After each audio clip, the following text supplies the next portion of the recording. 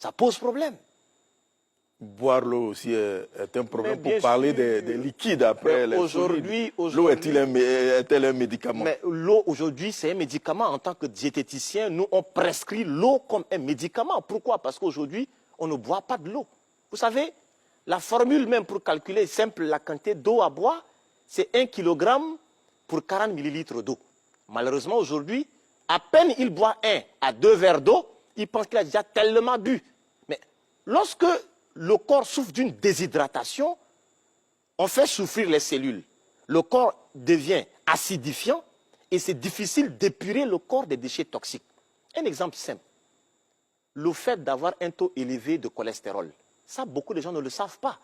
Quand je bois peu d'eau et que mon corps souffre de la déshydratation, le corps lui-même induit à la production du cholestérol afin de protéger les cellules de l'eau pour que les cellules ne puissent pas perdre encore davantage d'eau.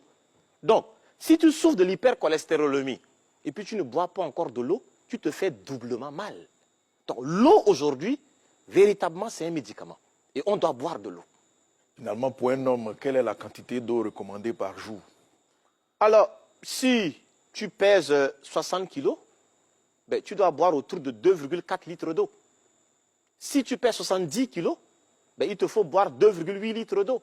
Si tu pèses 100 kilos, il te faut boire autour de 4 litres d'eau.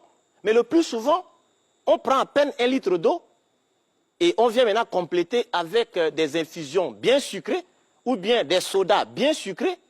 Et ça crée un désordre. Comment ça se fait? Vous savez, quand on a soif et qu'on boit de l'eau, l'eau ne fait pas appel aux enzymes pour permettre de métaboliser cela.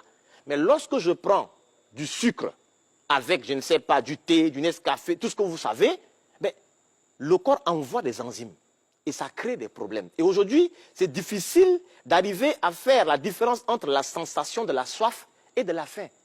Et ça pose problème. Justement, quand on a soif, on préfère prendre un soda et puis... Exactement, ça c'est pas... Ça ne peut pas étancher la soif. Non, ce n'est pas la bonne manière. Quand vous prenez une bouteille de soda, il faut que l'organisme arrive il faudrait apporter autour de 3 à 6 litres d'eau pour permettre à l'organisme d'épurer les déchets toxiques qui sont apportés par le soda.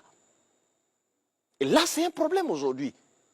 Et à la longue, nous devenons maintenant un déchet métabolique terrible et on devient comme c'est un central nucléaire de déchets toxiques. C'est inquiétant, mais ça fait aussi rire. Oui, mais en fait,